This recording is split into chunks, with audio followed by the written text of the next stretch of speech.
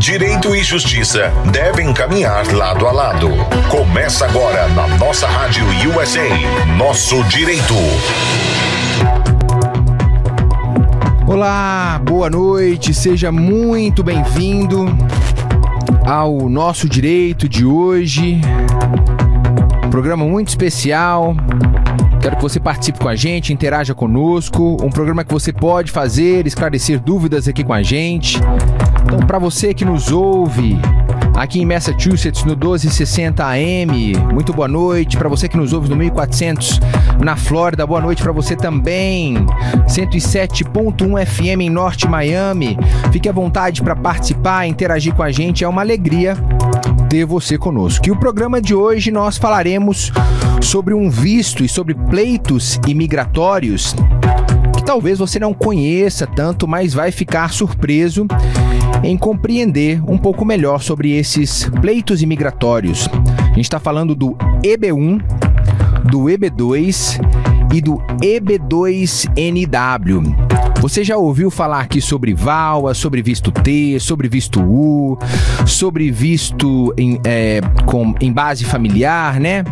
Você já ouviu dos vistos de trabalho, o EB3, e hoje nós falaremos sobre esses três pleitos imigratórios, EB1, EB2 e o EB2NW, entender o que esse NIW faz aí. E para nos ajudar com este tema, nós temos conosco a doutora Andrea Canona. Ela é bacharel em propaganda e marketing, tem o seu bacharel em negócios e administração. Até 2015 ela foi conselheira do Departamento de Justiça da Corte de Imigração em Miami e tem o seu Juris Doctor pela Florida International University. Doutora Andrea Canona, muito boa noite. Boa noite, Daniel. Muito obrigada por me ter aqui novamente no seu programa. É uma alegria para a gente ter você aqui conosco. Muito obrigado. Dr. Francisco Wicrota, ele é advogado no Brasil, pós-graduação em Direito Civil, especialização em fusão e aquisição, tem o seu LLM, o seu Juris Doctor pela Universidade de Miami School of Law. Dr. Francisco, muito boa noite. Boa noite, Daniel. É um prazer estar aqui. Muito obrigado pelo convite. Vamos lá. Eu quero lembrar você que este é um programa que tem a direção artística de Lombardi Júnior e a direção geral do pastor Glauber Morari. Eu sou o Daniel Reis, esse é o Nosso Direito. Nós estaremos juntos até às 9 da noite. Fique à vontade para participar, interagir com a gente. É uma alegria ter você conosco. Nosso Direito, nossa Rádio USA.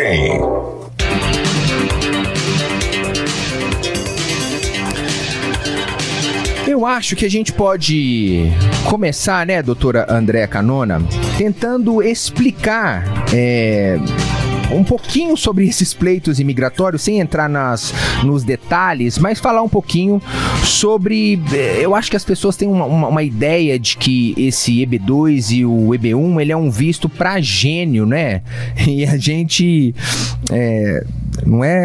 Não precisa tudo isso, né? Fala um pouquinho pra gente sobre esses dois pleitos imigratórios, de uma maneira geral, porque eu tenho certeza que a gente vai poder falar sobre essas 2 horas com riqueza de detalhes durante o programa. Bom, primeiramente, acho que é importante enfatizar que a gente vai estar conversando hoje sobre 2 tipos de petição que já levam a pessoa até a residência permanente, o Green Card. Então, como muitos de vocês talvez saibam, alguns não saibam, dentro das leis de imigração existem 2 tipos de possibilidade para a pessoa poder ter o seu Green Card. O primeiro, através de família, vínculo familiar, ou então um vínculo empregatício ou de investimento. Então, todas essas categorias que estão dentro do vínculo empregatício ou investimento, a gente chama de EB, que é Employment Based. Então, quando a pessoa fala EB, EB1, EB2, EB3, é porque está dentro dessa coluninha que não é o de família. Então, a gente vai estar hoje falando especificamente sobre 2 tipos de petições de Green Card que a gente pode fazer sem ter que ter uma empresa fazendo a petição.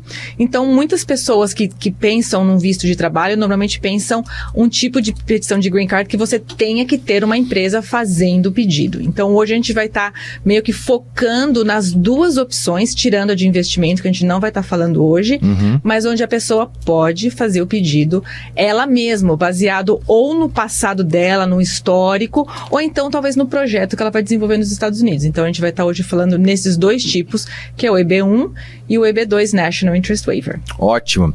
E aí, eu acho que o grande diferencial que você pontuou aí é que você não precisa de um empregador, certo? Você tem a possibilidade de fazer um pleito imigratório considerando o seu histórico acadêmico e profissional. Exatamente. E também, dependendo do tipo de petição, o que você vai fazer ou desenvolver nos Estados Unidos. Ótimo. Doutor Francisco, como é que a gente consegue, ou será como o USCIS entende ser habilidade extraordinária ou habilidade excepcional? Eu acho, como é que a gente consegue fazer essa distinção? Bom, Daniel... Ou estabelecer esse parâmetro, melhor dizendo, né? Como o André bem pontuou, a imigração divide o seu universo de vistos em duas grandes categorias, tá? E são baseadas na intenção do estrangeiro. Uma primeira categoria que são os vistos temporários, aqueles vistos para quem vem, mas vai embora dos Estados Unidos. Certo. E a segunda para quem quer residir. Então, dentro das categorias de vistos de residência, né, e baseado na sua intenção, o governo vai fazer uma análise do seu caso e, em função dessa análise do caso, ele vai poder conceder ou não um visto. Quando a gente fala em habilidades extraordinárias ou habilidades excepcionais, que são dois tipos de visto, então o EB1 ele tem 3 categorias, tá? A primeira delas é o habilidades extraordinárias, feita para aqueles que atingiram o topo da carreira de forma aclamada e sustentável dentro do seu país onde ele trabalha, ou a segunda categoria do EB1, que são os Outstanding Researchers and Professors, e a terceira categoria, que são os executivos de multinacional. Quando a gente fala de habilidades extraordinárias, inclui 2 tipos de profissionais. Aqueles que ganharam um grande prêmio, que é o chamado de One-Time Achievement, comparado a um Oscar, a uma medalha olímpica ou algo assim, ou aqueles que cumprem 3 de 10 características que a gente pode detalhar mais à frente. O habilidades excepcionais, conhecido como EB2, é uma das categorias dentro do EB2. Então, o EB2 são divididos em 2 tipos de profissional. O que a gente chama de Advanced Degree, que é aquele que possui uma pós-graduação, né, um degree depois do seu bacharelado, ou 5 anos de trabalho progressivo depois do bacharelado, ou aquela pessoa que possui 3 de 6 características, a gente pode detalhar mais à frente. Então, habilidades extraordinárias é um tipo do EB2, tá, desses 2 tipos, e o habilidades extraordinárias é um tipo do EB1, naquela categoria dos Employment Based, como a doutora Andréa bem pontuou.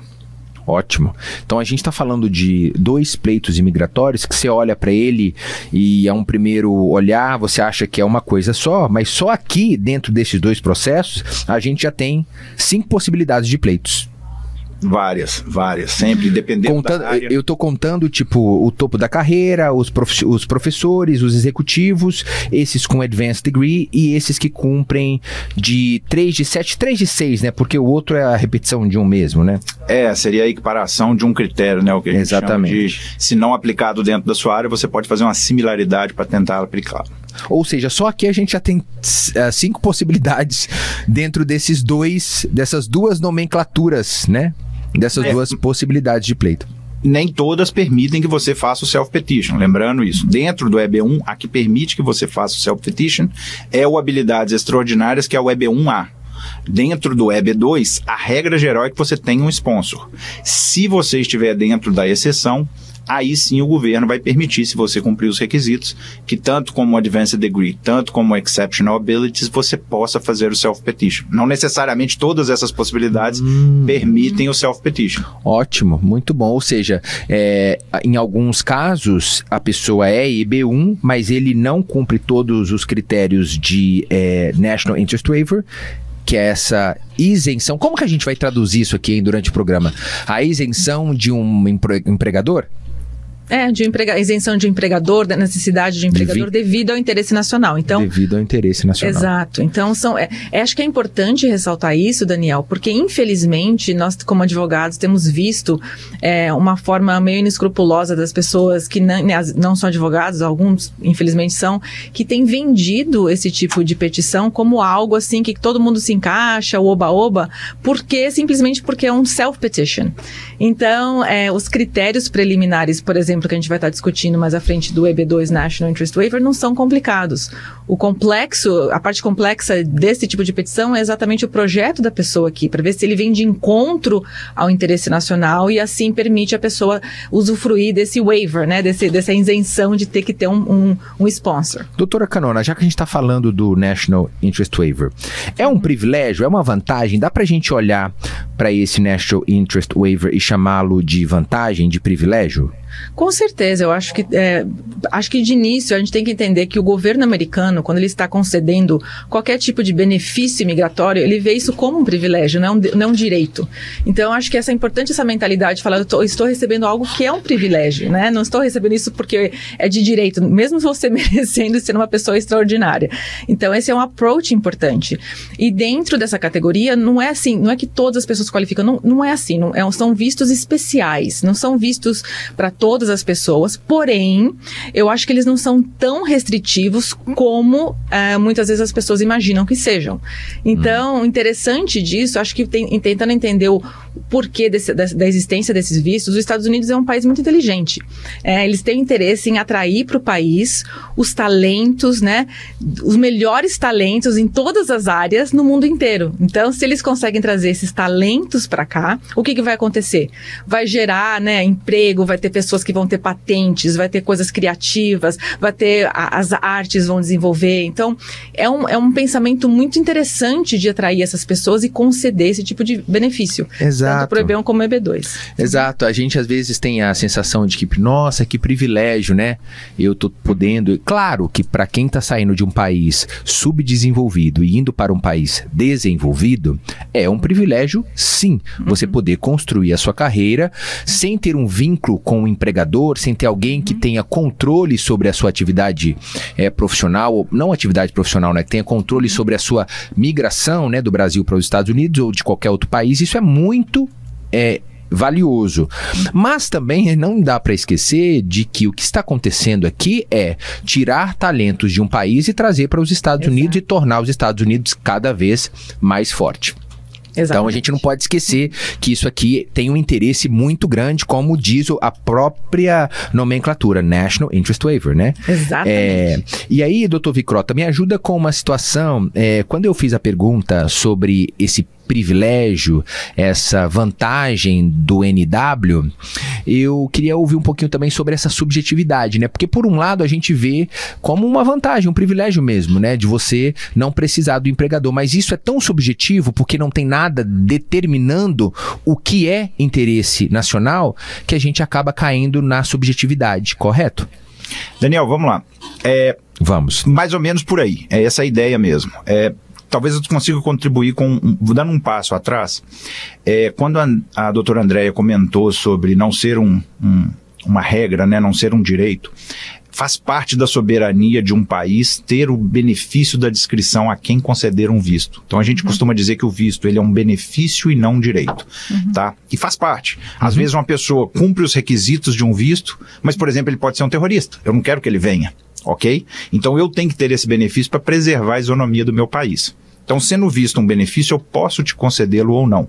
Mas essa subjetividade, ela também tem critérios, algumas vezes determinados por lei, algumas vezes determinados por um outro tipo de lei que não é muito comum para nós brasileiros, que é o que a gente chama de precedente legal. Então, fazendo um pequeno comparativo para chegar no final da sua ideia sobre a subjetividade da análise do interesse, não é que seja tão subjetivo.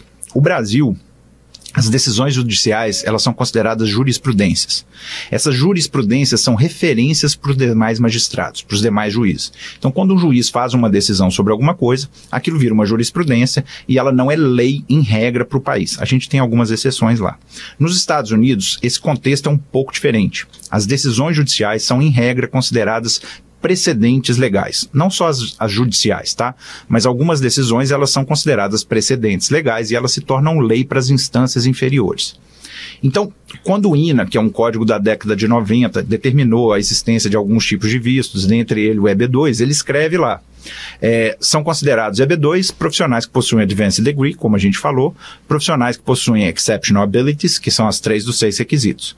E aí tem lá, dizendo que aqueles profissionais que estiverem dentro do interesse nacional americano podem solicitar a dispensa do processo de certificação laboral, que é esse processo de você analisar o mercado para saber se tem ou não uma pessoa, um americano ou alguém autorizado a trabalhar dentro dos Estados Unidos que possa cumprir aquela vaga. É o famoso sponsorship, que é o que a gente estava falando de você precisar de um sponsor. Então, se você testar o mercado, não tiver ninguém, você pode trazer com um sponsor, mas a lei diz que se você estiver dentro do interesse nacional americano, você pode, então, fazer um self-petition. Só que ela não diz o que é estar dentro do interesse nacional americano. Eu brinco com as pessoas que nos procuram e falo o seguinte: se fosse no Brasil, a história era diferente. E até lá, parágrafo 1º, né? São considerados profissionais no interesse fulano, tipo esse, ou melhor, e até lá. A portaria do CONATREM vai determinar, e essa portaria nunca sai, todo mundo entra com mandado de segurança, vai ter um cara em Brasília que sabe como é que faz. Brincadeiras à parte, nos Estados Unidos não é assim. Mas tem um precedente legal. Alguém um dia foi lá e questionou.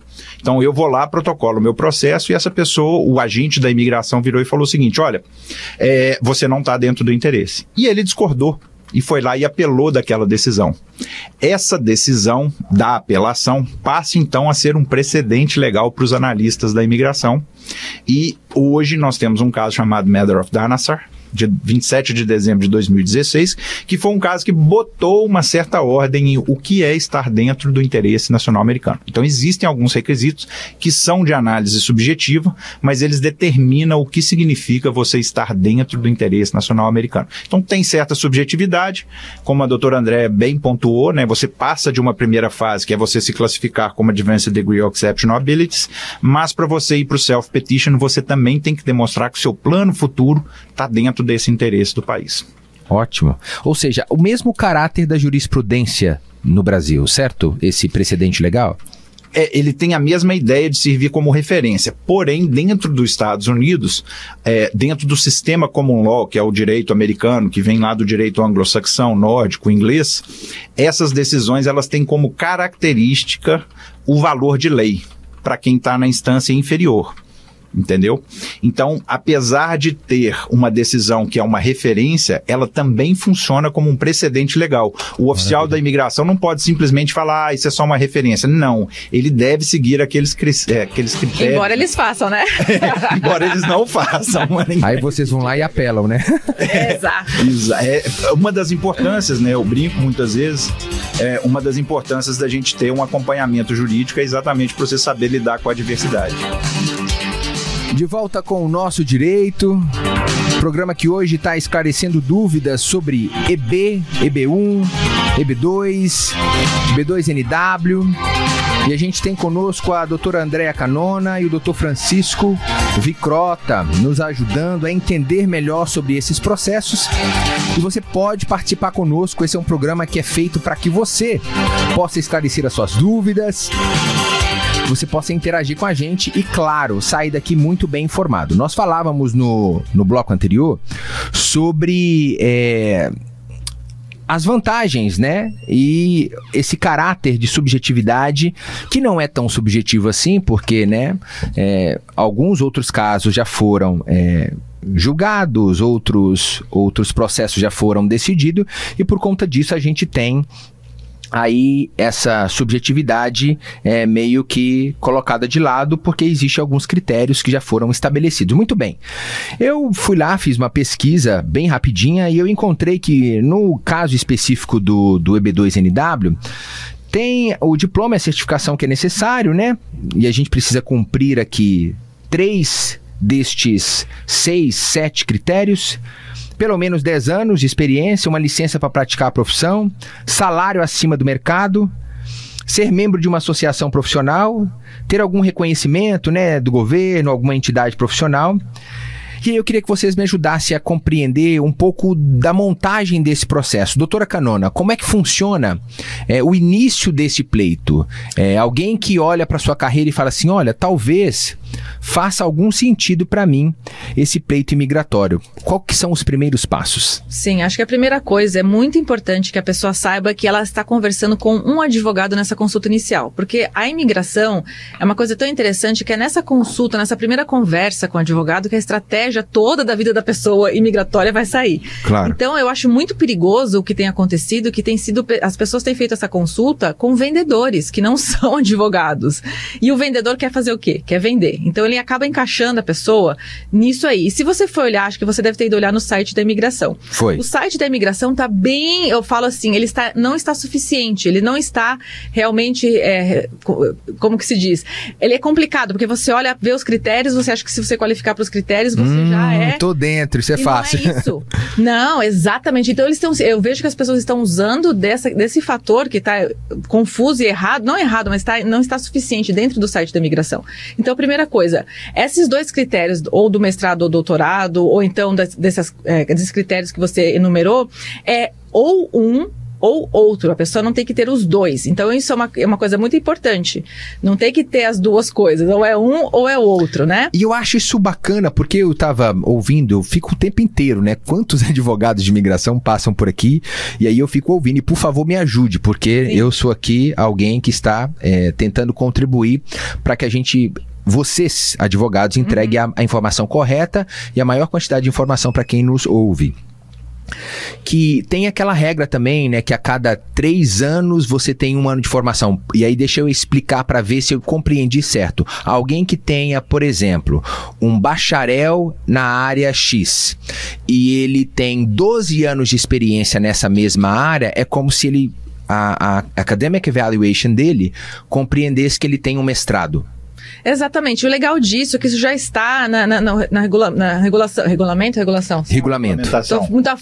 Pode ser regulamentação também. Ela já virou americana. Eu também estou... Na regulamentação.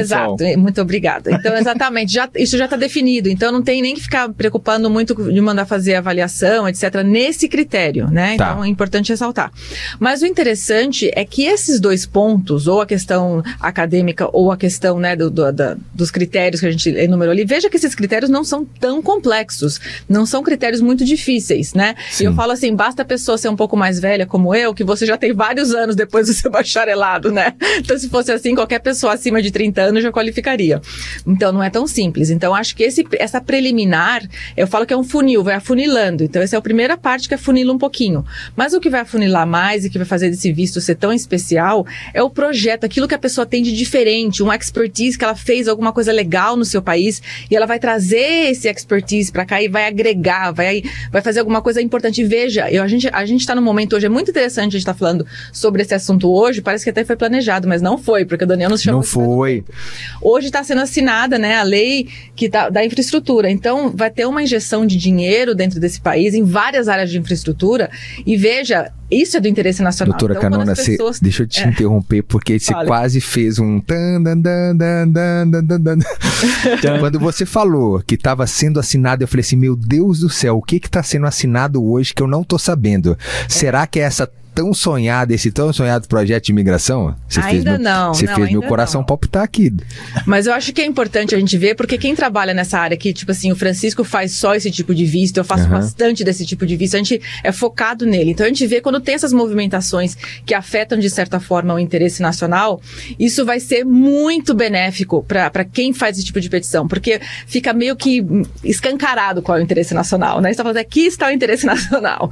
Então a gente está nessa época, então é para prestar atenção. Quem tem esse planejamento, é hora de meio que de criar coragem e falar com o advogado, porque vai ser um momento bem interessante. Você concorda, Felipe? Ótimo. Eu concordo. O Daniel fez um comentário no início, ele falou o seguinte, a pessoa tem que ser extraordinária, tem que ter ganhado um prêmio, e muitas vezes as pessoas confundem, e são confusões comuns dentro desse mercado imigratório, tá? Não tem problema nenhum. As pessoas não são obrigadas a conhecer, ainda mais uma lei americana.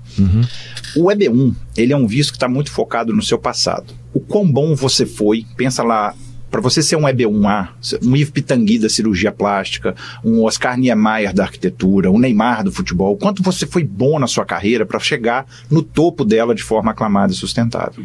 O EB2, dentro do Interesse Nacional, o NW, ele tem um certo foco na sua carreira, mas o foco dele é no que você vai fazer no futuro. Então, um pensa no passado muito mais, o outro pensa muito mais no futuro. Só que você...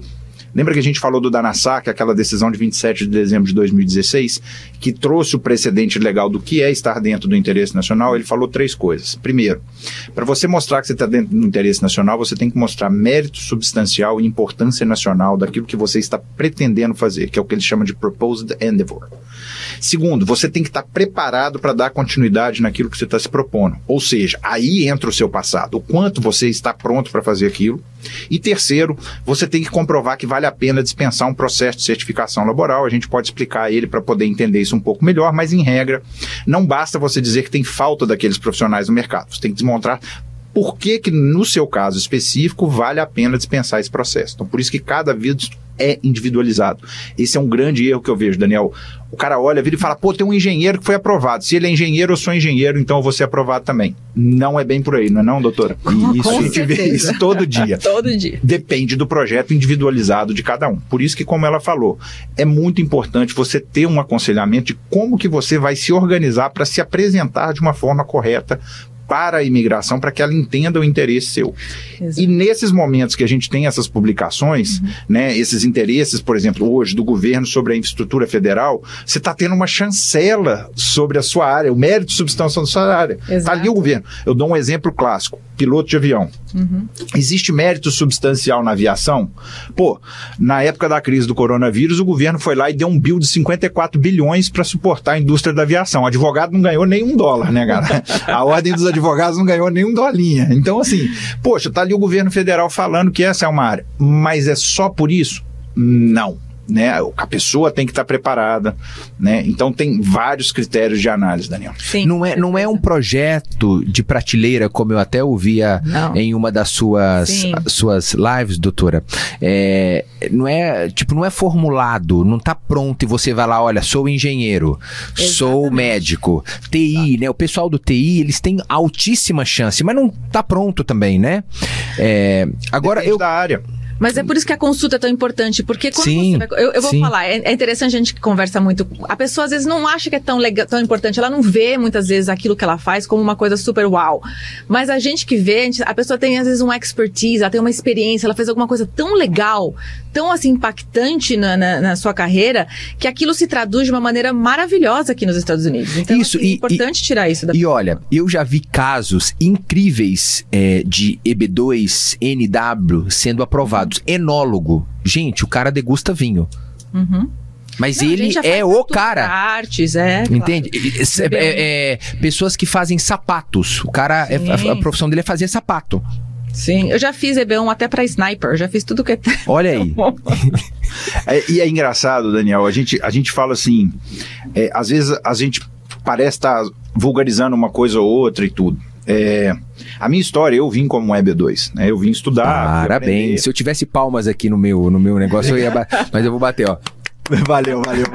Não, nada de mérito, cara, sobrevivência, entendeu? Eu tinha uma ideia, eu queria vir para os Estados Unidos, eu sabia que você precisava de um sponsor, tinha uma ideia vaga, eu já era advogado há 15 anos no Brasil, eu falei, eu tenho uma ideia vaga, eu quero ir para os Estados Unidos, e eu sabia que ou você casava com alguém ou você trabalhava para alguém, que é a regra geral que todo mundo, em tese, tem. Só que eu também sabia que se você viesse estudar nos Estados Unidos, ao final de um curso acadêmico, você tem 1 ano para colocar em prática. Então eu pensava, 1 ano, vou trabalhar para alguém, dou raça, né, dou aquele sangue, certo. Vou arrumar um sponsor e fico por aqui. E nessa jornada acabei aprendendo sobre imigração. E aí quando você vê, né, eu vi vários colegas advogados falando, mas eu sou advogado, se você é advogado eu aprovo meu EB2. Então ficava esse grande erro, né, porque você é e eu sou igual. Só que o meu projeto é baseado em um projeto de longo prazo. E eu via muita gente falar assim, mas você tem um business plan?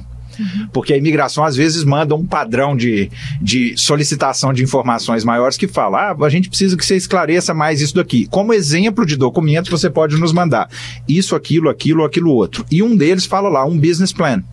Mas eu sou um profissional, eu não tenho um business plan, eu tenho um professional plan. E vira e mexe, Daniel, eu vejo as pessoas, que é o que você falou da prateleira. Pô, e aí? Então eu preciso ter um business plan para poder vir. Quem que faz o business plan? Eu falo, não. Às vezes você precisa ter um professional plan bem desenhado. Né? Você não tem uma ideia de montar uma empresa, você não vai empreender. Você vai ser profissionalmente aplicado dentro de uma área estratégica para os Estados Unidos. Então, varia muito, Daniel. Ótimo. Eu queria, no início, nós falávamos, vamos fazer isso in a nutshell, mas vamos explicar que benefício é esse que a gente está eliminando para que as pessoas fiquem claro. Sabe aquele processo que é feito pelo Ministério do Trabalho, que você vai lá, posta a vaga, tanto tempo, tem o certificado laboral, esse processo que a gente está eliminando. Doutora Canona, explica esse processo para a gente deixar claro para quem está nos ouvindo, qual é a parte do processo que a gente está eliminando por conta dessa habilidade extraordinária, por favor. Exato. Então, a petição tradicional de trabalho, né, que fica dentro da categoria EB2 ou EB3, ela exige normalmente uma empresa. Então, o que acontece? A empresa chega assim, fala, puxa vida, não tem ninguém no mercado ou que queira ter a posição, porque não é só não ter, às vezes a pessoa não quer trabalhar, não quer o que seja. Certo. Que não queira ou que não esteja disponível ou que não existe essa pessoa. Então, eles querem buscar esse profissional fora do país. Então, esse processo, ele é um processo de boa fé, né?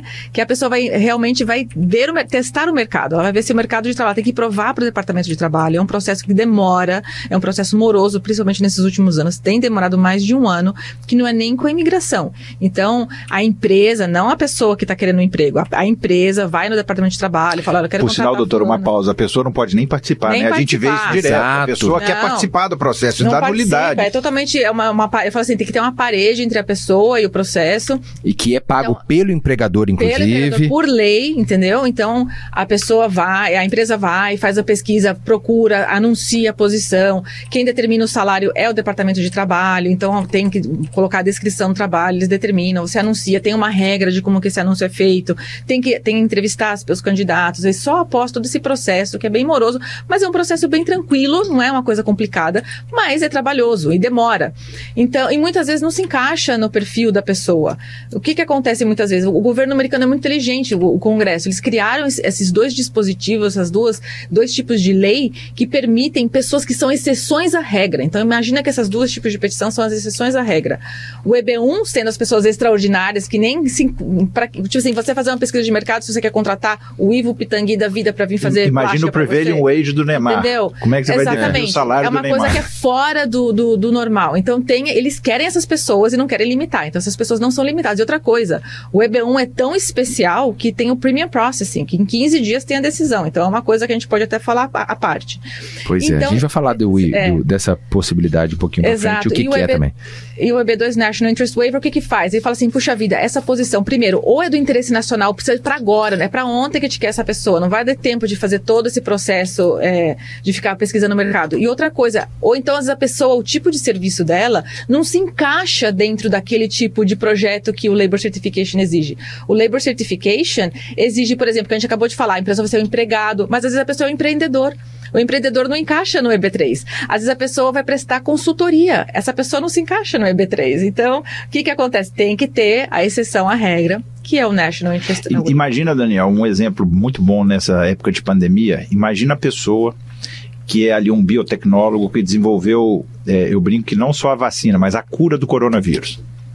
Eu já dizia o ditado, melhor do que pai de santo que traz mulher amada em 3 dias, a cura do coronavírus cura o sujeito em 2 dias. Ele quer vir para os Estados Unidos, mas ele não quer trabalhar para Johnson, ele não quer trabalhar para Pfizer, ele não quer trabalhar para Medley. Ele quer desenvolver pesquisa, né?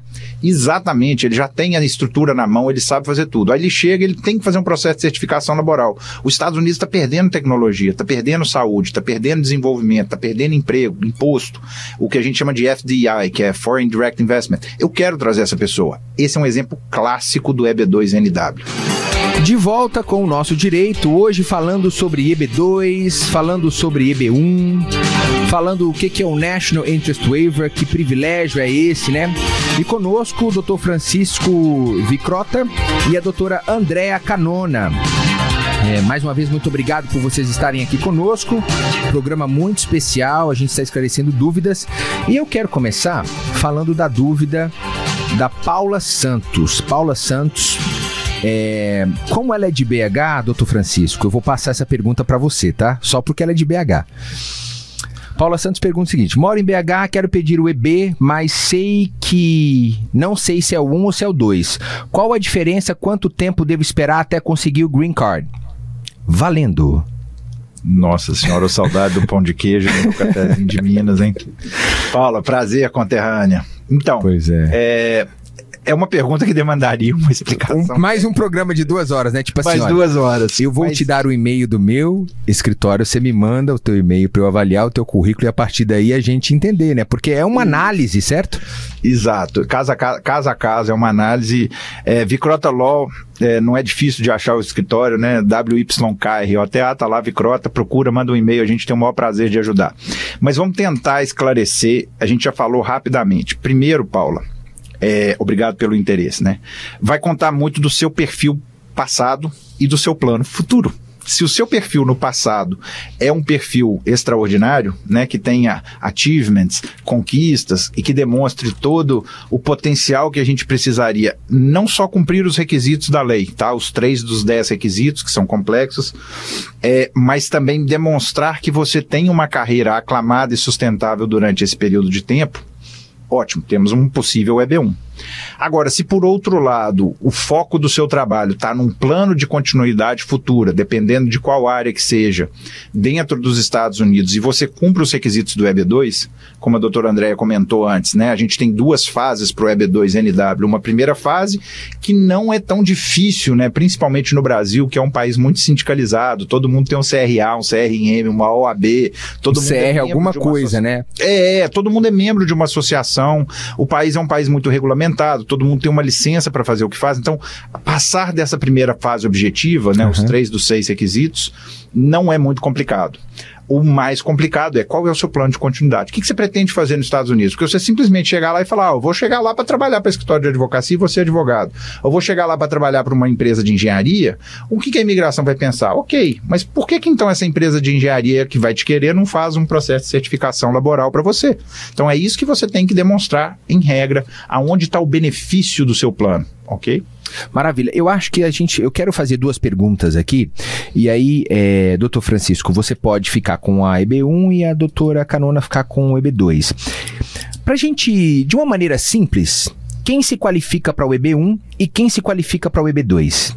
Doutora Canona, por favor, primeiro, quem se qualifica para o EB2? Vamos deixar o National Interest Waiver de lado agora e vamos tentar explicar a diferença de EB1 e EB2.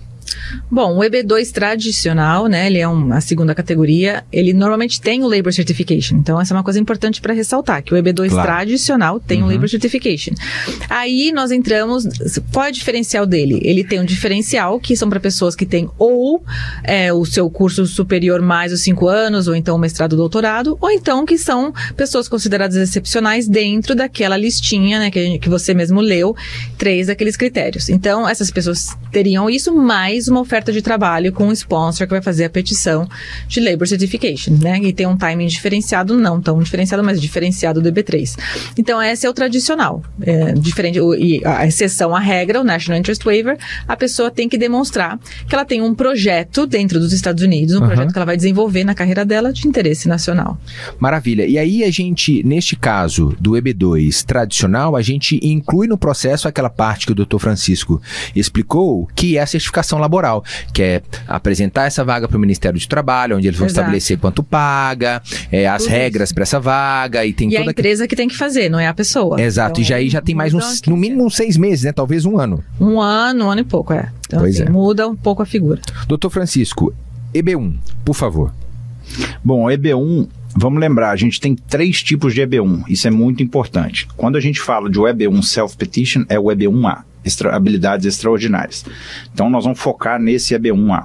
Para você ser considerado um profissional de habilidades extraordinárias, você tem que cumprir. Ou você tem um One-Time Achievement, que é um grande prêmio de reconhecimento mundial, e aí são vários. Bom, primeiro vamos dar um passo atrás, né? A gente tem que estar entre uma das 5 áreas de abrangência, que é ciência, business, arts, education e esportes. Se você estiver dentro de uma dessas 5 áreas e você tiver um One-Time Achievement, então ganhei uma Copa do Mundo, né? Ganhei um Oscar, um Nobel, que são os prêmios mais conhecidos, não necessariamente só esses, tá? Eu tenho clientes aí que ganharam outros prêmios o Grammy, assim, Emmy, né? Não precisam ser só esses. Deixa eu fazer uma pergunta.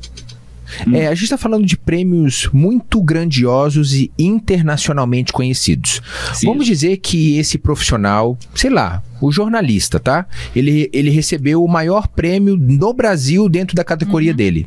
A gente considera isso? Ou isso é fora de cogitação?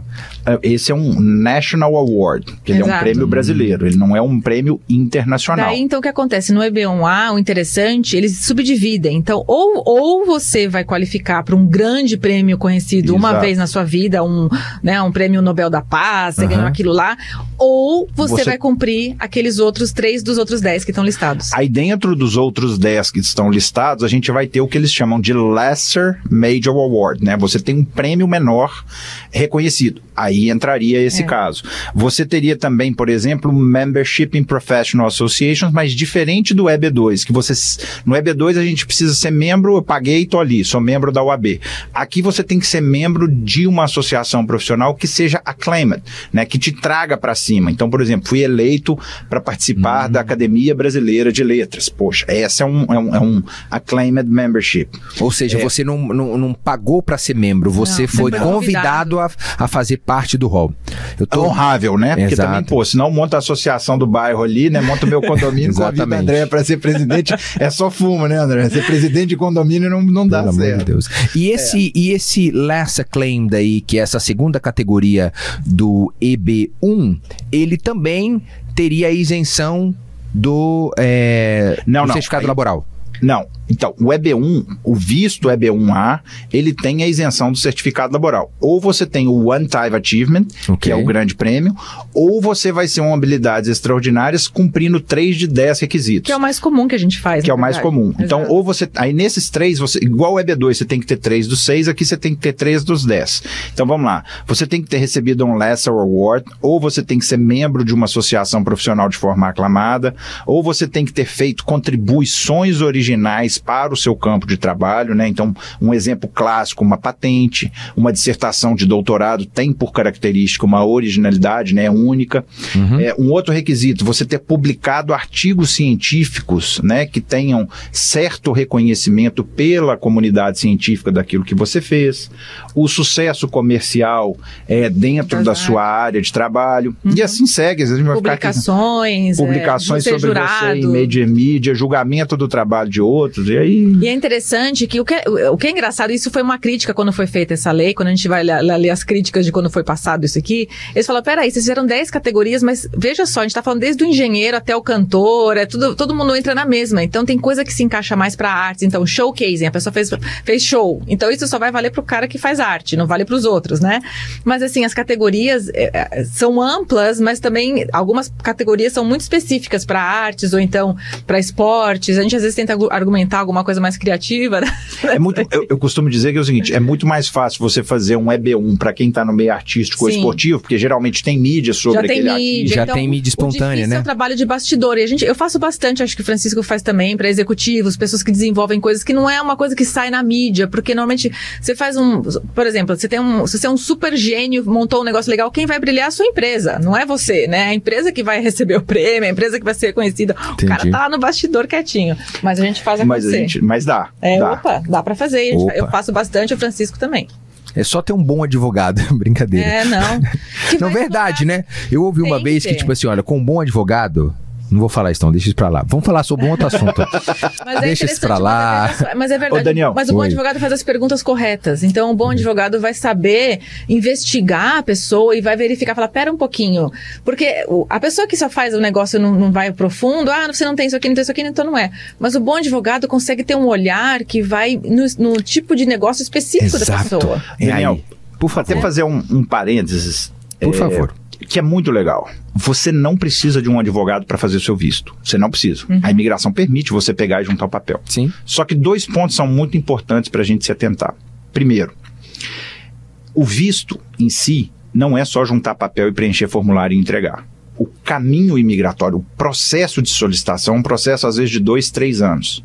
E nesse meio do caminho você quer renovar seu visto, você quer saber, você recebeu um documento da imigração, e quando você... Vou te dar um exemplo. Se você prestar uma informação errada num formulário, você pode ser acusado de fraude ou misrepresentation e você se tornar elegível. Por mais que você seja o melhor do mundo, se você, às vezes, preencher alguma coisa errada, isso pode representar uma fraud misrepresentation, você perde o direito de mudar para os Estados Unidos. Parabéns, você é B1, mas você não pode vir para cá. Exato, e nós, né, a gente está fazendo esse programa já há um tempinho, e alguma das vezes eu ouvi um advogado falando, gente, nós falhamos. Tem casos que a gente precisa enviar um formulário e dizer, olha, nós cometemos um erro aqui. Você imagina, o advogado de imigração que faz isso quantas vezes por mês, entendeu? Ô Daniel, uma família fazendo um ajuste de status, uma família de 4 pessoas, eu já fiz as contas, são mais ou menos 27 formulários que a gente apresenta, entre o 1145, G28, 765, 131. É muita coisa para cada membro. E eu vejo, né, os escritórios postando o tamanho do processo de imigração.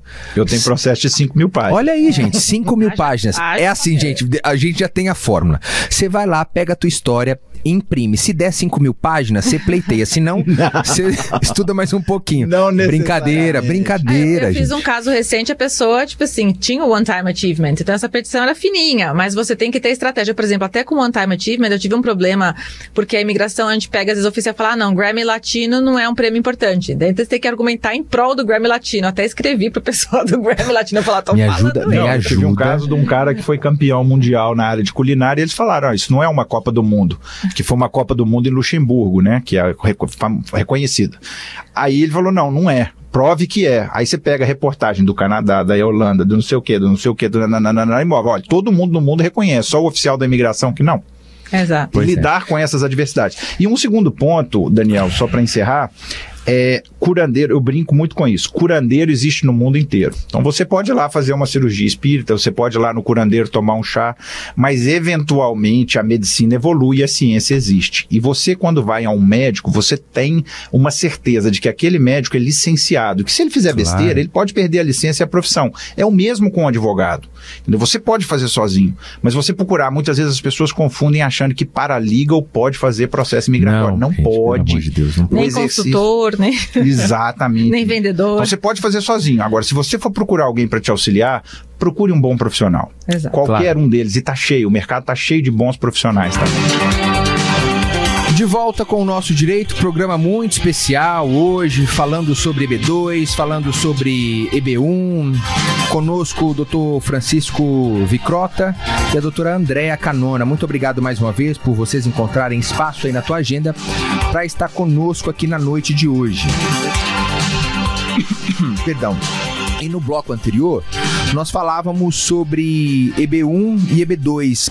E a gente trouxe algumas distinções sobre esses dois pleitos.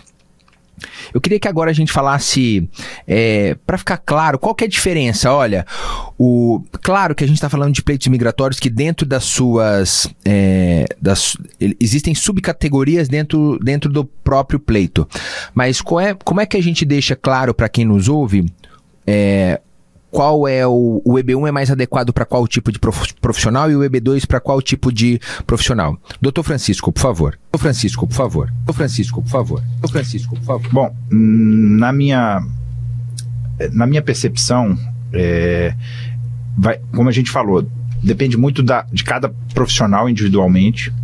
Mas se você é uma pessoa que já se acendeu de uma forma muito clara dentro daquilo que você faz, nestas áreas de esportes, business, science, educação e artes, o EB1 é um visto bem favorável para você. Então, se você já tem um certo reconhecimento profissional naquilo que você faz, seja numa parte mais acadêmica, com artigos publicados ou alguma coisa assim, o EB1 pode ser um bom visto para você, não necessariamente seria ele.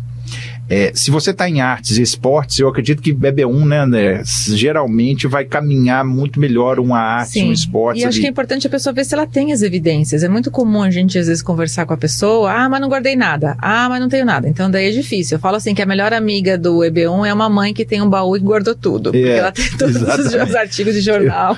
Tem algum cliente meu que eu falo assim, lembra aquele certificado que você tem, que você nem lembra que vale alguma coisa? Busca ele lá no fundo da mala e traz pra gente. Eu já tive cliente que achou disco de ouro guardado na lavanderia. lavanderia. Eu procuro, cadê os seus discos de ouro? Eu falo, acho na lavanderia, uns 10 discos de ouro.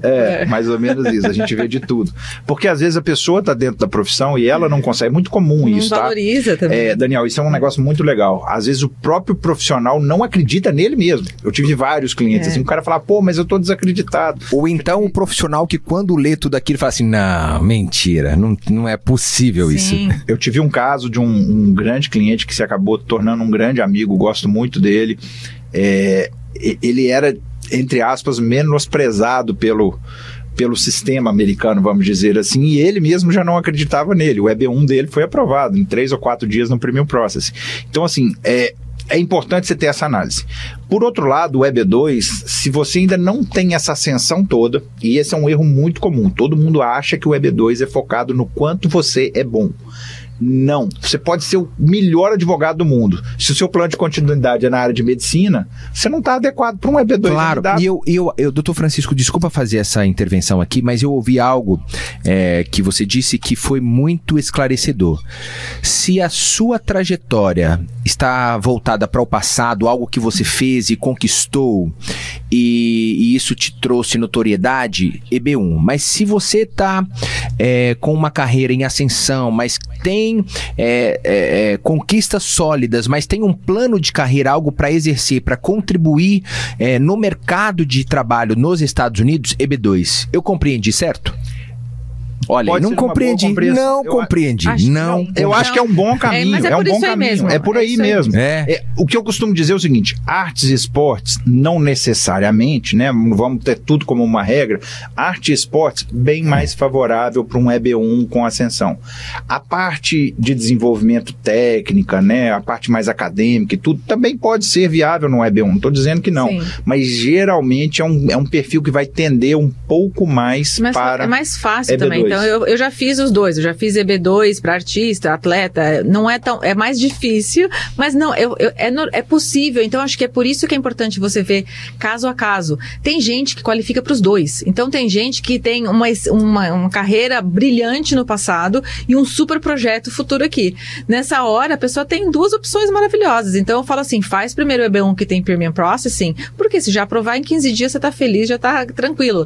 E a taxa não é tão cara assim, né? 1.000 e pouco, não é isso? 2.500 agora. 2.500. Mas veja só, eu vejo assim, tem que pensar nisso como um investimento. Então, se você vai... Porque o que é imigrar? É você tirar as raízes da sua família, do Brasil ou de outro país e trazer para os Estados Unidos. E você vai ter eu falo assim, você está investindo no futuro da sua família. Seus filhos vão ser americanos, seus netos vão ser americanos, você vai abrir portas de oportunidade para sua família que você não teria.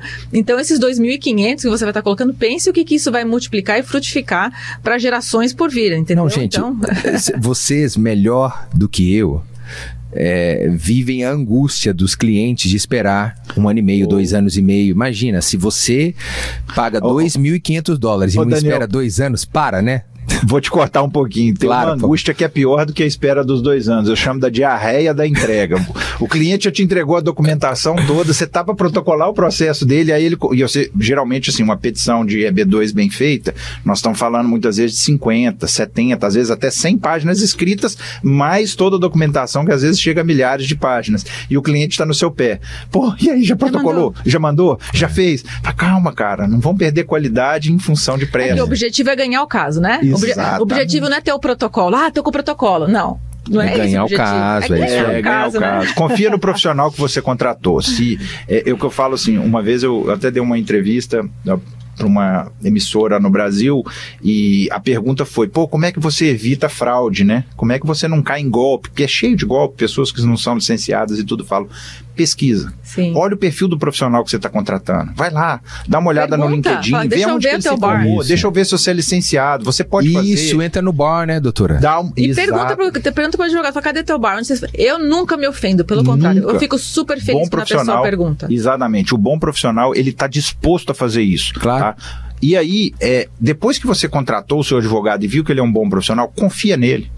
Porque não adianta de nada você contratar um médico e ficar o tempo inteiro duvidando do diagnóstico que o seu médico te deu. Claro. Você vai ficar perdido o tempo inteiro. Então confia no trabalho. Se ele está ali, tem um porquê que ele está ali. Claro, eu concordo 100%. Vamos falar agora sobre esperar pelo apelo nos Estados Unidos e no Brasil? Acho que dá pra gente falar um pouquinho sobre isso. Vamos lá. Quando o profissional está nos Estados Unidos, ele tem a possibilidade de pedir aí o Advance Parole, né, o famoso Combo Card. Dá pra gente chamar isso de vantagem, doutora Canona? Acho que são duas posições diferentes. Então, por exemplo, se a pessoa está aqui por uma razão ou outra e resolve fazer a mudança de status aqui, ainda existem duas maneiras de fazer. Então, se, por exemplo, eu não vou entrar na tecnicalidade da coisa de uma maneira muito profunda, mas se existe a possibilidade de mandar junto a petição de ajuste de status, que nada mais é do que uma troca de status de um visto temporário, seja de estudante, de turista, algum outro, né?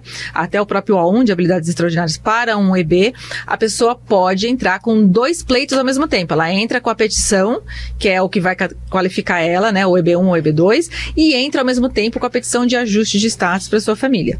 O que acontece? Se a pessoa faz isso daqui, obviamente chama-se vantagem ou não, hoje está demorando tanto que nem sei se é vantagem, de ter a autorização de trabalho, né? Antigamente, por regulamento, saía em 90 dias. Hoje demora, às vezes, 1 ano, a pessoa está esperando, tem processo, etc. Muitas vezes eu falo para a pessoa, é melhor você esperar fora do país, porque, sei lá, você pode trabalhar, a tua vida vai rolando e você vai tá lá e não tá com essa ansiedade. Mas, independente disso... Mas fora do país não tem a possibilidade de você pedir a autorização de trabalho e viagem. Aí você já chega... enquanto a lei não permite. Exato. Você entra nos Estados Unidos depois de aprovado já como residente americano. Sim. Então, por exemplo, eu tenho muitos clientes que são, por exemplo, artistas, ou então gente que está ainda com suas carreiras no seu país. Essa pessoa não vai querer vir para cá ficar parada por 9, 10 meses sem poder trabalhar, sem poder viajar, porque não pode viajar, tá, gente? E eu falo, não é só 10 meses sem viajar, não. Pelo menos 3 ou 4 meses antes ainda você não pode viajar. Então, você tá esperando e tem gente que não pode. Então, o que acontece? Isso é uma questão da estratégia que o bom advogado, mais uma vez, vai explicar para você e vai te ajudar a medir o benefício. Quando você fala não pode viajar, é deixar o país? Não pode viajar. Entendi. Às vezes eu consigo ajudar, Daniel.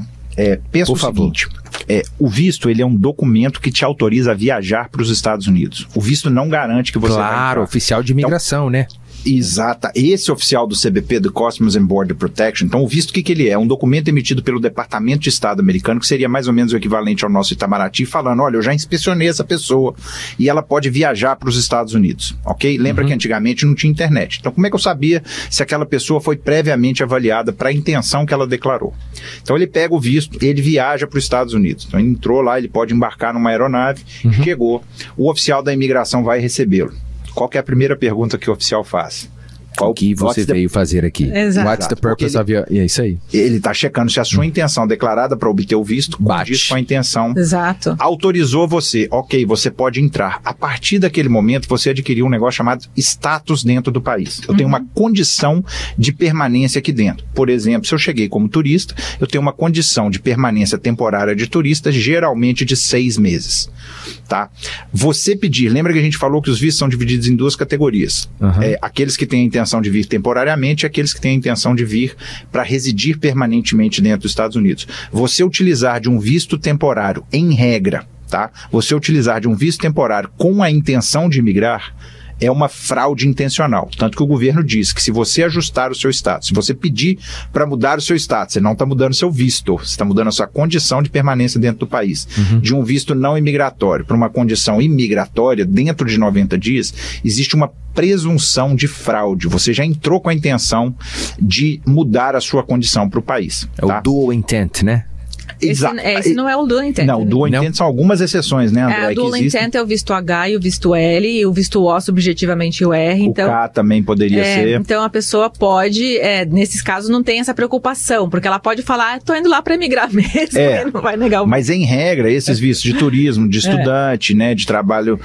O mais comum para o brasileiro é o estudante, é o de turista, entendeu? A pessoa chega aqui, só que o que está acontecendo? Que a gente fica muito preocupado. A gente está vendo gente indo para o Brasil, que não é advogado, tá? Chega lá, faz palestra e fala, não, pode vir, vem pra cá como turista, vende tudo que você tem, vende malicuia e faz o EB2 e já entra com ajuste de status. Meu Deus. Exato. Então isso é um incentivo a cometer a fraude. Além do que pode ser considerado até crime, né? Sim, porque você está fazendo tráfico humano de pessoas. Você está incentivando as pessoas a fazerem uma coisa ilegal para entrar dentro dos Estados Unidos. E tem a história também de você prestar informação errada, né? Ou seja, ajudar alguém a entrar com Dupla Agora, intenção. veja, Exatamente. A gente fica preocupado que a gente está vendo grandes empresários, pessoas de grande renome caindo nessa armadilha, porque a pessoa fica com os olhos encantados, que alguém fala, não, você qualifica, o caso já aprovou, eu tenho 99% de aprovação. Esse tipo de, eu falo que é uma venda. Então essa venda, a gente tem que tomar cuidado, porque aqui a gente não está lidando com um produto. Você imagina se você vai escolher um cirurgião que vai fazer para você a cirurgia baseada no oba-oba? É um perigo. É a mesma coisa a sua vida, porque veja, se você ficar ilegal nos Estados Unidos, acabou. Tipo assim, não só ilegal, se você, não só ficar ilegal. Deportado. Se você mentir para a imigração, Exato. preencher formulário errado ou fizer alguma coisa errada nesse meio do caminho, você pode comprometer o futuro seu e da sua família. Então, Daniel, a questão de escolha, se você vai fazer um processo consular ou se você vai fazer um ajuste de status, primeiro ela cai numa condição. Sim. O ajuste de status, você tem que estar Aqui dentro dos já, Estados Unidos por outro motivo. Você não pode entrar com essa intenção. Corretíssimo. E aí, imagina o seguinte, eu vou permitir que você se casou, se torne residente e espere o seu processo aqui dentro. Eu tenho que te dar uma dignidade humana. Eu estou permitindo que você entre como um exilado, né? Eu estou te dando um refúgio de guerra. Ou, às vezes, eu estou permitindo que você peça o seu visto de trabalho por aqui. Eu tenho que te dar uma condição humana. Então, o que é o EAD? Que é o Employment Document Authorization. É um documento que vai permitir que você trabalhe enquanto você está aguardando seu visto temporariamente. E o que é o parole? O parole, ele é uma autorização temporária de viagem.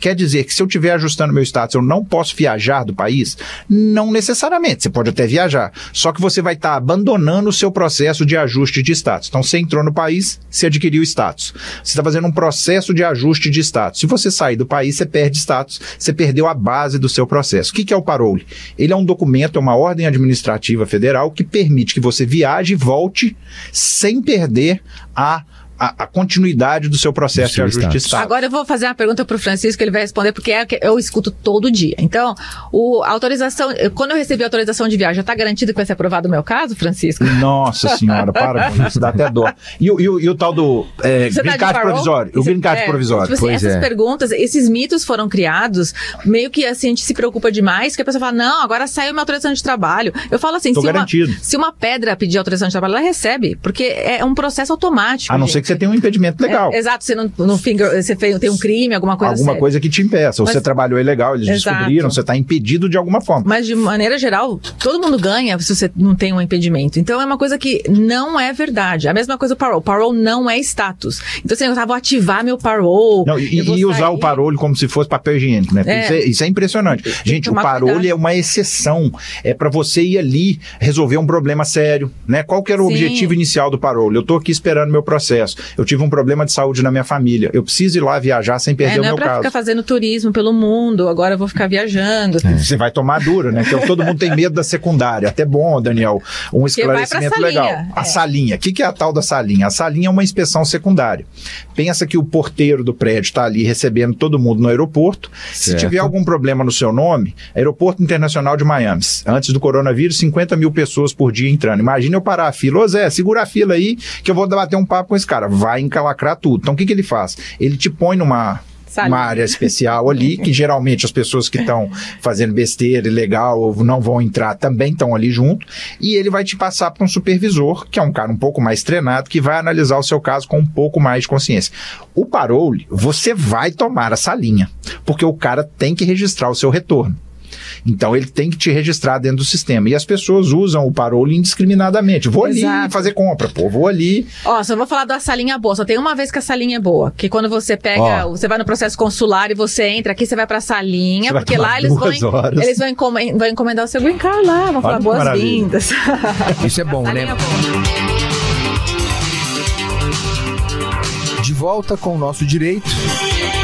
Programa que foi pensado para você esclarecer as suas dúvidas, para você participar, interagir. E hoje nós estamos falando de EB2NIW. Estamos falando também do EB1, EB1A e algumas outras duas categorias do EB1 também. E conosco, aqui para nos ajudar a esclarecer as dúvidas sobre esses dois processos imigratórios, doutora Andréa Canona e doutor Francisco Vicrota. Mais uma vez, muito obrigado por vocês terem encontrado um espaço aí na tua agenda para estar conosco. Doutora Canona, tirando de lado, né, essa quantidade de problemas que a gente acabou falando, né? Vem para os Estados Unidos, vem de tudo, vem para cá, vai dar certo, já sai daí com a intenção de morar nos Estados Unidos e depois dos 90 dias vai lá, faz o teu pleito imigratório, deixando tudo isso de lado. Vamos falar agora de que este processo, ele é um processo alcançável, possível, que você não precisa ser como o Dr. Francisco falou, né, o cara que descobriu a cura do coronavírus. Existe uma possibilidade para quem tem uma carreira sólida, estabelecida, vir aqui e compartilhar esse conhecimento adquirido no Brasil, no mercado americano. Eu queria que nós falássemos desse processo de uma maneira mais acessível, que a gente explicasse esse pleito imigratório não como o Oscar do universo, entendeu? Sim, eu acho que é bem interessante a pergunta e eu acho que eu nem te respondi a outra. Me lembra de responder do apelo. Mas essa tá bom, vou anotar aqui a apelo. É interessante essa pergunta, por quê? Porque o normal, as pessoas, até pro EB1, o EB1 ele não é um visto totalmente não acessível. Tem pessoas que dentro da sua carreira, daquilo que ela faz, ela é uma das melhores no país. Então, por exemplo, eu vou dar um exemplo. Eu fiz recentemente, a pessoa fazia inteligência artificial, ela desenvolveu várias coisas, ela colaborou com o governo do Brasil, ela fez coisas super interessantes. Obviamente que não vai ter coisas na mídia sobre ela necessariamente como você vai ter de um artista, mas tem indiretamente. Ela tem prêmios porque ela recebeu reconhecimentos nacionais que às vezes não é aquele Oscar, mas são reconhecimentos de grande peso no país. Então, o que acho que é interessante você saber, a pessoa sabe quando ela fala, puxa vida, eu sei que dentro do meu país, você não precisa ser o número 1, você tem que estar no topo. O topo pode ter alguns, né? Você não precisa ser o único. É o que eles chamam de small percentage dos profissionais que estão ali dentro. Então, por exemplo, tem algumas carreiras que você vai ver, eu falo assim, a gente tem que ver o que a pessoa faz e dentro daquele campo, eu gosto de fazer o campo se estreitar. Então, por exemplo, eu não estou falando todos os cantores do Brasil, eu estou falando todos os cantores que fazem música gospel contemporânea do Brasil. Então, você está fazendo aquele negócio que é muito amplo, você faz menor.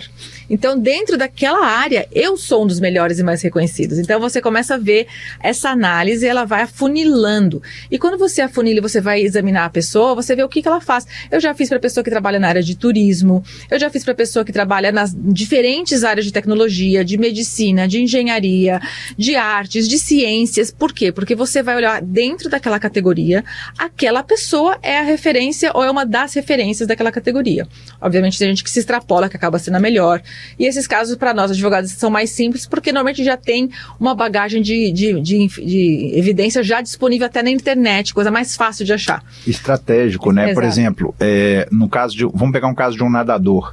Não necessariamente ele, como um nadador geral, ele é um do small percentage dos melhores. Mas se você for pegar na questão dos 100 metros rasos, às vezes ele é o melhor dentro daquela categoria. Sim. Que a gente chama de narrow the profession, né? Então você fechar o profissional dentro da área, fotógrafo. Fotógrafo Sim. é um bom exemplo. Muito difícil de você conseguir fazer um visto EB2 para um fotógrafo, porque não é uma profissão que demanda licença. Sim. Não é uma... Não estou falando que é impossível, tá, gente? Mas é um pouco mais difícil. É mais difícil, mais desafiador. Por um lado, é uma profissão mais artística, é muito mais fácil um fotógrafo ter seu material exposto, né, numa galeria, é muito mais fácil que participar de exposições, né, e showcases. E a contribuição original, eu gosto sempre de falar, a contribuição original é uma coisa bem legal, porque o que a pessoa fez para a carreira dela, seja se você é uma pessoa da área de música, que músicas que você compôs, que alguém foi lá e gravou a sua música. Se você é alguém, por exemplo, da área de business, o que você fez, que tipo de estratégia de negócio que você fez, ou o que você bolou, que virou meio que o standard da sua indústria. Isso é muito comum acontecer, não é? Então, eu tive o caso de uma pessoa que desenvolveu, por exemplo, essa questão de coworking nos anos 80. O cara já pensava nisso naquela época. Então, o EB1, a pessoa do EB1 é uma pessoa realmente criativa, visionária, seja em qual área for. Ela está um passinho à frente. E quando a gente faz a consulta, a gente percebe.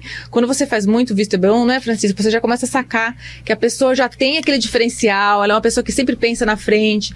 Esse é o ponto em comum em qualquer área, né? Tirando o super talento de esportes, mas é uma pessoa que ela está à frente porque ela desenvolveu alguma coisa criativa, porque ela pensou diferente, porque ela pensa fora da caixinha. Então, assim, é bem legal quem qualifica. Então, vale a pena você explorar. Se você acha que você fala, puxa vida, eu acho que eu posso ser. Converse com um advogado de imigração imigração que faça EB1, que não são todos que fazem, que possa fazer essa análise com você de uma maneira bem profunda. Que é um negócio, até pegando um gancho, é uma coisa muito engraçada. Isso eu percebi porque eu tive 15 anos de experiência da advocacia no Brasil e vim depois para fazer advocacia nos Estados Unidos. O advogado, culturalmente, sempre que a gente tem a oportunidade de falar, a gente fala junto, a gente fala sempre a mesma coisa, né? Preste atenção às diferenças culturais. Você ter sucesso no Brasil não significa que você vai ter sucesso nos Estados Unidos. Planejamento é essencial. E uma das grandes diferenças culturais que existe é o modo do advogado americano te atender. O americano, ele não tem a nossa cultura latino-americana. É muito comum você ver isso. E eu lembro, eu tive a oportunidade de trabalhar com meu professor de imigração. Culturalmente, o advogado americano, ele é mais frio. Ele é mais business-oriented. Me dá seu dinheiro, me dá seu papel para cá, não me liga, não conversa comigo. A gente vê uma posição diferente, né, com os nossos clientes. A cultura latino-americana, o cliente quer ser abraçado, ele quer se sentir atendido, ele quer falar com um advogado. Você liga para um advogado americano, cara, beleza, fala com o meu paralegal aqui, nem conversa comigo. Não, e não só isso também, doutor Francisco, tem uma questão também, por exemplo, eu já morei aqui por 7 anos e tentei, em uma das vezes, vir para cá com o visto R, né, o R1. E eu me lembro que quando eu explicava para o advogado americano que estava conduzindo esse processo, falava para ele, olha, são 3 igrejas que vão se unir para pagar esse salário. Ele falou assim, mas como você vai trabalhar em 3 lugares? Eu falava assim, mas eu não vou trabalhar em 3 lugares. Só que são 3 instituições que vão se unir para pagar o salário desse colaborador, desse funcionário. Não tem jeito, não. Eu acho que você tá... Como que você vai conseguir trabalhar nesses 3 empregos? Não? Você entende? Então tem uma situação também que eu acabei abandonando esse processo por conta dessa situação. Eu vejo assim, vou te dar um exemplo, tá? Você trabalhar, e por que eu acabei, o escritório hoje ele é especializado em EB1 e EB2 NW? Porque são áreas... Aliás, perdão, era EB4, viu o processo? EB4. Sim, era EB4, Religious Workers. Isso. Por que nós hoje, quem tem essa característica de dupla culturalidade, vamos dizer assim, né? A gente tem um convívio com a cultura América Latina e o que eu vejo no mercado hoje é os escritórios americanos, eles são muito mais voltados para os business de H1, L1 e esses vistos mais standard, porque o americano em si, ele não tem tanta familiaridade para escrever muito, ele não gosta tanto de fazer a advocacia que a gente faz no Brasil. Então, é muito comum eu ver o trabalho de um EB1, um trabalho de EB2 que demanda você escrever muito, demanda uma elaboração, uma pesquisa constante. O americano, ele olha para isso em regra, tá, gente? Não estou falando que todos eles, mas em regra ele olha para o lado, ele vira e fala, não, cara, eu quero um que meu paralegal preencha formulário e eu ganhe dinheiro. E outra? Raríssimos os profissionais como o doutor André, que a gente liga um pro outro, a gente fica discutindo, a gente fala, pô, e essa tese? Se a gente escrever isso, dá para brigar lá na frente. O americano não quer, ele quer business oriented, ele quer ganhar o dinheiro dele para encher o formulário. E o EB1 e EB2 são áreas dentro, porque a imigração é uma área tão ampla, gente, é super amplo. E o EB1, EB2, National Interest Waiver, são super especializados. Então, é uma coisa que quem faz, conhece todo mundo que faz. Era isso que eu ia dizer agora, entendeu? Porque não é simples encontrar entre advogados que façam e que queiram fazer, porque é um processo que demanda, como o doutor Francisco bem explicou, bastante redação, né? Então tem que se escrever bastante. Exato. E você, quando você vai escolher um advogado, é que nem quando você vai escolher um médico para fazer uma cirurgia. Às vezes é importante você conversar com mais de uma pessoa se você não sentiu firmeza, porque se o advogado não comprar a sua ideia com você, o seu caso não vai ser um caso bom. O advogado tem que ser o primeiro a acreditar no seu caso, porque ele tem que acreditar primeiro para ele poder conseguir persuadir o oficial da imigração daquilo lá. Então, se o teu advogado tá, não sei o que, não é a pessoa pra você. Principalmente no NW. Mérito substancial e a importância nacional tem a ver com o que você faz, mas é uma pesquisa que a equipe do escritório vai fazer para desenvolver por que aquela sua área ali, ela tem tanta importância. Mas daí você tem que saber discernir. Isso aqui é um pitch de vendas, ou seja, a pessoa tá vendendo para mim, oba-oba, e isso você tem que ter muita sabedoria para escolher. Ou é uma pessoa que realmente entendeu o que eu faço, captou a mensagem, entendeu? E tá conseguindo realmente traduzir dentro da lei, né? Encaixar dentro da lei todo o meu histórico de carreira, consegue explicar de uma maneira para a imigração que eles vão compreender. Porque o oficial da imigração, gente, ele não as petições são enormes, mas eles não têm tempo para ficar lendo aquilo tudo. Eles têm que conseguir digerir de uma maneira objetiva, rápida, fácil, aquilo tudo que você está fazendo. Por isso que é importante o advogado desenvolver e explicar o que está ali. Eu já li que são 40 minutos que ele tem, né, para tomar essa decisão? Eu acho que isso é meio superficial. Eu não sei quanto tempo tem, mas eu vou falar. Quando eu trabalhava na Corte de Imigração, o volume é muito grande. Então você não pode esperar que o juiz ou que quem esteja trabalhando no advogado da corte vai ficar lendo aquilo tudo. Ele vai pontuar, ele vai bater o olho, ele já sabe o que ele está procurando.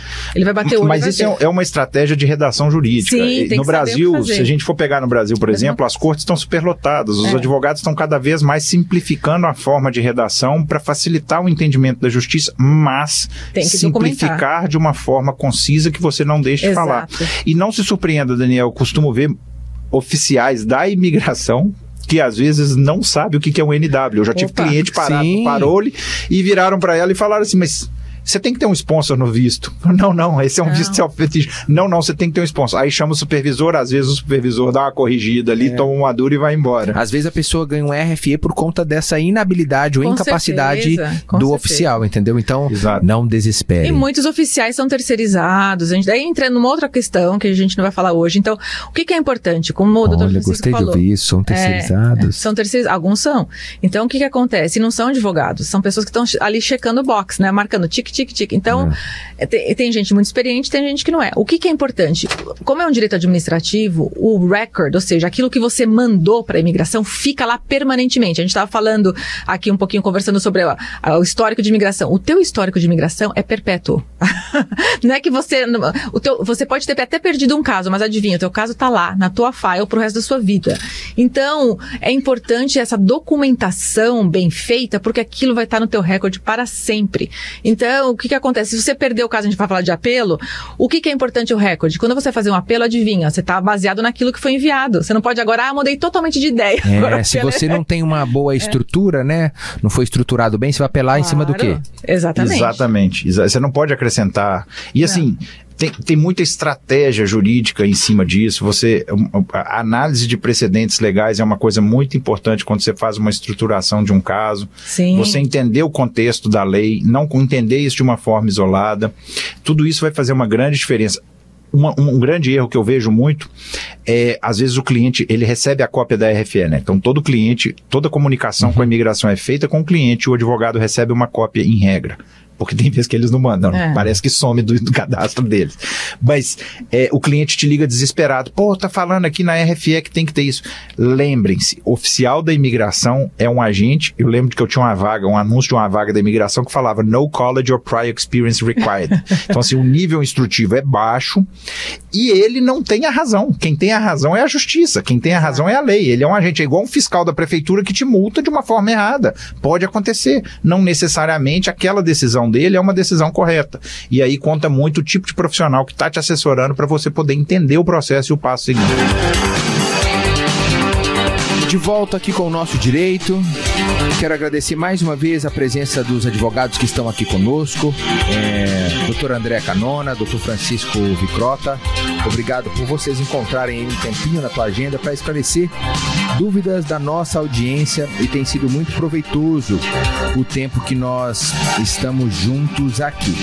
Para a gente encerrar o assunto que nós estávamos falando antes, eu quero meio que vocês me ajudassem na construção disso aqui, porque em algumas carreiras de TI, né, algumas formações, como a de TI, por exemplo, o bacharel, a formação nem é tão importante, porque existem cursos que você vai tendo graduações técnicas e aquilo vai consolidando a tua carreira e a tua habilidade excepcional, extraordinária ali no processo. E também não dá pra gente dizer que é o mestrado ou doutorado que vai garantir, como neste caso que eu acabei de falar também, você pode ter uma formação técnica e ter habilidade extraordinária. É isso? O melhor caminho, na verdade, é você conversar com um advogado para que você tenha a orientação correta? Tá me escutando? Pronto, com certeza, porque o que acontece é uma análise individual, então é um plano de carreira. Então, por exemplo, a pessoa que está no esporte, muitas vezes ela não tem a faculdade, às vezes tem, aqui nos Estados Unidos tem uma tradição do atleta ir para a universidade e tal, jogar, mas no Brasil, por exemplo, isso não acontece. Um jogador de futebol não vai para uma universidade e tem alguma coisa acadêmica na área. Então, é importante olhar a carreira da pessoa, o que a pessoa está fazendo. É tão individual a análise que é aí que vai o risco da pessoa fazer aquela coisa genérica, né? Eu falo assim, vai lá o saldão dos vistos e a pessoa sou isso ou aquilo e já tenho. Um ponto muito importante, Daniel, lembra que a gente estava falando da questão dos precedentes legais, né? Então uma decisão jurídica, não jurídica, tá? Mas uma decisão de uma instância superior nos Estados Unidos, ela tem um valor legal como lei, né? Ela é um precedente legal. Existe um caso chamado Kazarian. Esse Kazarian é um caso muito utilizado no EB1 e ele também serve como referência do EB2, em que ele diz que os vistos devem ser analisados em a two-pronged step, ou seja, tem uma primeira fase de classificação. Então no EB1 ou você ganha o One-Time Achievement ou você cumpre 3 dos 10 requisitos. E numa segunda fase você tem que demonstrar que você atingiu aquele sucesso profissional de uma forma aclamada e sustentável. No EB2, essa análise de 2 steps também é reforçada no Danassar, que ele fala, primeiro você tem que cumprir ou ter um Advanced Degree ou ser Exceptional Abilities. E no Exceptional Abilities você pode não ter educação nenhuma. Eu nunca estudei, mas eu tenho 10 anos que eu trabalho, acho difícil, né? Mas você nunca ter feito pelo menos um curso dentro da sua área. Mas se você tiver 10 anos, se você tiver a licença, se você for membro de associação profissional, você cumpriu básico para passar para a segunda fase, que é a análise do interesse nacional daquilo que você faz. E aí, na hora que você vai falar do seu preparo, que é o segundo prong do Danassar, né, de como você está preparado para dar continuidade no plano que você está propondo, tudo bem, a formação pode pesar, mas não é requisito necessário. Então, tudo é uma combinação de como que você analisa o caso, né? Não, eu fiz uma consulta recentemente com a pessoa, falou, eu nem me considerei para nenhum desses porque não tenho curso superior, mas o cara é um gênio, sabe aqueles caras que é gênio? Ele tem um monte de patente, a pessoa é muito inteligente. Então, você fala assim, ele não percebe, né, que o que ele tem é muito valioso, porque ele encaixa direitinho dentro, tem um projeto, já estava sonhando com as coisas que ele quer fazer. Então é uma pessoa que é bem inovadora, como eu falei, a gente vai de novo, tem sempre alguma coisa diferencial. Então eu penso sempre nesses 2 vistos, são pessoas que têm alguma coisa, um plus, eles têm alguma coisa diferente, uma coisa a mais que ele vai agregar, sempre tem. Então é raro você ter uma pessoa que é igual a todo mundo. Vamos dar um grande exemplo, podemos? Vamos. Pode. Piloto de avião, que é uma grande discussão ultimamente. A gente participou de um seminário entre advogados de EB1 e EB2 e o pessoal falando, piloto de avião não tem direito até EB2 e tudo. Depende. Pô, o que ele faz? Cara, para você ser piloto de avião, não é requisito você ter faculdade. Raros os pilotos que têm um bacharelado em aviação. Geralmente ele tem o quê? Um high school diploma.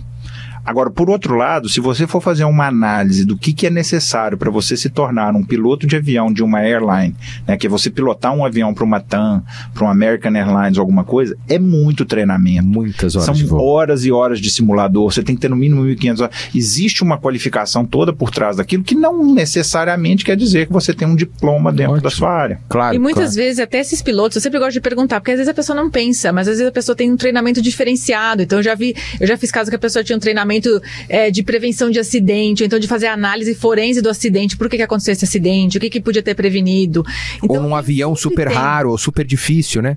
Tem gente que tem algumas, eu sempre gosto de procurar, porque isso é o que vai dar, eu falo assim, é o tempero da petição. O tempero da petição é importante, que você tem um ser humano que está ali analisando, e é bom você ter uma coisa legal, diferenciada, que vai trazer, né, um interesse para a petição. Doutor Francisco, desculpa ter te interrompido, mas a gente está quase no finalzinho e eu não quero deixar esse assunto de fora, que é a questão de...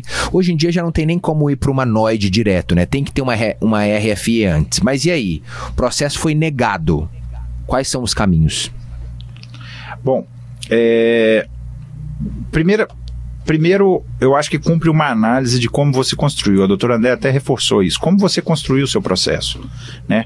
Segundo, você tem que analisar. Provavelmente você teve uma RFE. O que veio da RFE? O que passou para a decisão final? O que você conseguiu comprovar? Segundo, você vai ter ali, em regra, vamos dizer, três caminhos, né? Você pode fazer...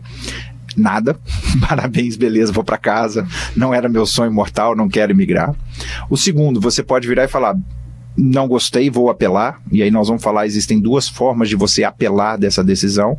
E um terceiro, você pode virar e falar, bom, não quero apelar, vou reprotocolar o meu caso. Em regra, pagou a taxa, você vai ter uma nova análise feita pela imigração sobre o seu caso, tá? Em regra. com outro oficial. Já que esse cara é alguém que tem uma... Nem sempre. Você não pode escolher, né? Você não pode escolher. Pode ser que caiu na mão do mesmo. Claro. A doutora André uma vez comentou comigo um caso engraçado de um reprotocolo, né, da apelação lá, que caiu na mão e o cara estava segurando o caso. Estava segurando, não queria mandar. Então, assim, não tenha nada na imigração como regra. Aquilo dali é um serviço público, pouco qualificado, que as pessoas não entendem isso, né? É importante, com volume alto. E para nós tem uma importância muito grande. Talvez para o governo americano não tenha tanta importância quanto cuidar do próprio americano. Bom, então, se você resolveu não fazer nada, ótimo, você vai para casa, pega seu banquinho e sai de fininho. Se você resolveu reprotocolar o seu caso, bom, vale a pena você fazer uma análise de novo, não necessariamente o que o seu caso foi negado corretamente. Mas vale a pena você fazer uma reanálise do seu caso se você vai reprotocolar. No caso da apelação, você pode fazer uma apelação na esfera administrativa. Então pensa na multa do Detran. Você vai fazer um recurso para o próprio Detran.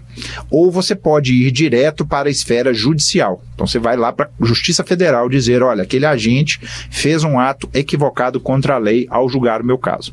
E aí, acho que vai depender muito se é EB1, é EB2, existem uma série de interpretações, né, sobre as questões jurídicas, e acho que a gente gastaria mais umas 3 entrevistas para explicar tudo exato. isso. E é importante você, nisso aí, por isso que primeiramente é importante ter um processo, não adianta você fazer um processo porcaria de qualquer jeito e depois querer apelar, porque daí aquela base que você tem ali não vai poder não vai sustentar a apelação. Né? E a segunda coisa, qual é o teu status atual? Você está aqui com qual status? Porque mandar o apelo, vou mandar o apelo. Mandar apelo não dá status. O que acontece? Você está fazendo ajuste de status. Você mandou o protocolo, ajuste de status junto com EB1 e EB2. Foi negado a petição. O teu ajuste às vezes não é negado junto. A imigração ainda não está com a tecnologia que junta as duas coisas e nega. Mas tecnicamente cai porque não tem base mais o teu ajuste. Entendi. Então eu falo assim, começa a contar o teu tempo de fora de status daquele dia. Você está fazendo apelação aqui dentro é um risco altíssimo. Por quê? Porque o teu status, você só volta a restaurar o seu status se você ganhar o seu apelo. Então veja o risco que você está correndo. Normalmente quando você faz o apelo administrativo... Só fazendo um parênteses, sim. Inclusive... Quem faz o change of status de não temporário para não temporário também acha que está lindo e maravilhoso e muitas vezes perde status por conta disso. E não tem que tomar cuidado. Não temporário para não temporário? Não necessariamente você está mantendo o seu status antigo. Eles até mudaram essa regra agora para o estudante, mas antes você tinha que ficar estendendo o seu status de turista até ter. Troca de status, apelo, tudo isso tem que tomar cuidado, muito porque tem uma medida de risco. Então, por exemplo, você vai apelar, você não está... tô no apelo, tá no apelo. Você tá aqui sem status e vai acumulando os dias de legalidade aqui. Começa a contar daquele dia. Então, entendi. Ou seja, quando você vai apelar, ou seja, já existe uma decisão sobre o protocolo que você fez, ou seja, você já está... Caiu o teu caso, está sem status. Para você ajustar o seu status, que é o formulário 485, você tem que ter base em algum dos formulários que te dão a característica. Até para ficar um pouco mais transparente, Daniel, é o seguinte, uma coisa é você ser reconhecido como EB2, family member, ou alguma coisa assim. A outra coisa é como você vai pegar o seu visto, como você vai receber.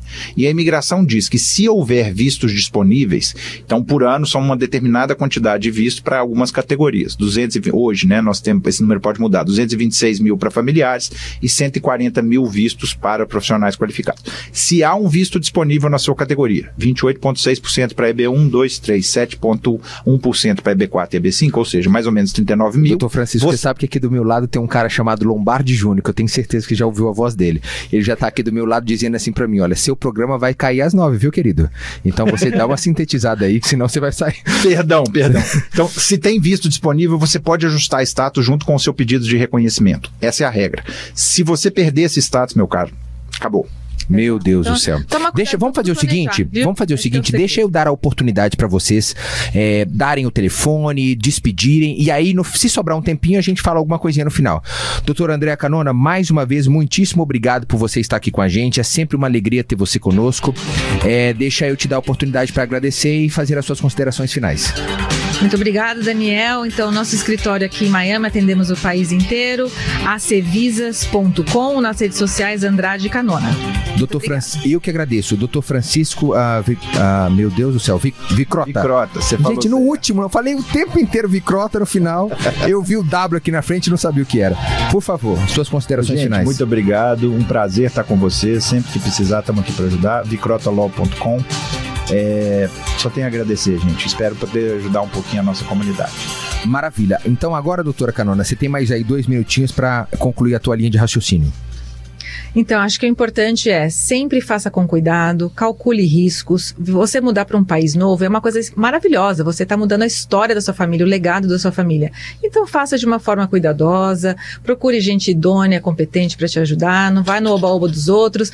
E sabe que os Estados Unidos é um país que abre os braços de maneira muito extravagante para quem tem coisa para agregar aqui. Então, venha. Maravilha. E eu quero agradecer você que nos acompanhou até agora, até as 9 da noite. Obrigado mais uma vez pela tua audiência. Esse programa é um programa feito para que você possa participar e interagir. Conosco hoje, doutora Andréa Canona e o doutor Francisco Vicrota. Mais uma vez, muito obrigado. Nós nos vemos na próxima segunda-feira com um tema que você pode ter sugerido, esclarecendo as suas dúvidas. É uma alegria ter você aqui com a gente. Nós nos vemos na próxima segunda-feira. Uma boa noite para você. Nosso Direito. Nossa Rádio USA.